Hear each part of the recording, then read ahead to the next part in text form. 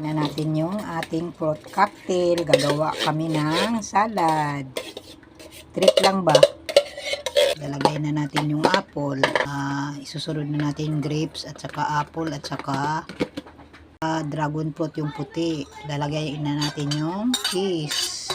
Lalagay na natin yung buko. Yung Nestle cream.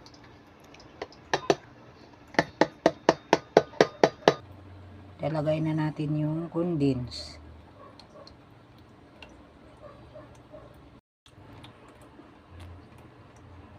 At mga prutas. Haluin lang natin kaunti at palamigin para ready na siyang kainin pag malamig na. Ayan na po ang ating buko salad.